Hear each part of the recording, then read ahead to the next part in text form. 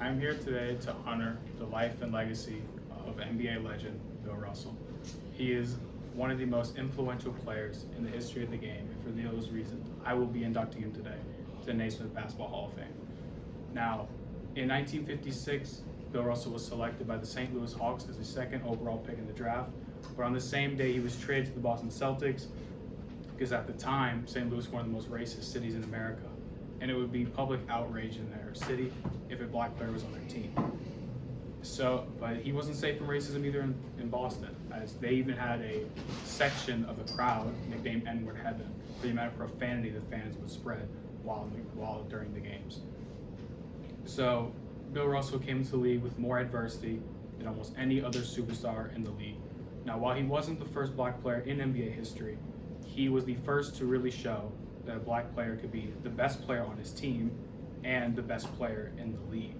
He won multiple MVPs, 5 even, the second most of all time, tied with Michael Jordan. And he would win championship after championship after championship. He won 11 championships, the most in NBA history. But even then, through the first 5 of his career, the Boston fans would credit these championships to their white star, Bob Cousy, who was an MVP before Russell came into the league, but really wasn't that great compared to Russell. Now, if you pull up Bill Russell's stats, he doesn't have the prettiest stat lines. He only averaged about 18, 19 points, about 20 rebounds a game. But his real impact as a player was his revolutionary defense. When he came into the league, even in college, there was a story where during a game, he was jumping up and down, trying to get blocks, trying to stop his defender from scoring, but his coach called a timeout and told him, a great defender never leaves his feet. The next 3 shots his man took, he didn't leave his feet to try and block it, and his man made all those shots. He went back to his way of defending, led his high school to a championship, led his college to a championship, then left, went to the league, and led the Boston Celtics, who were a below average or arguably the worst defense in the league in 1955, to being the best defensive team in the league and NBA champions in his first season as an NBA player. So people took this formula of rim protection, and teams for the rest of NBA history realized the importance of great rim protection and interior defense to win NBA championships.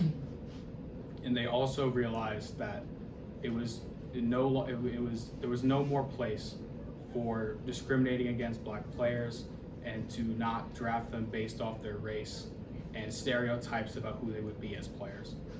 This paved the way for all the great NBA players of today, as the majority of the league now is black Americans.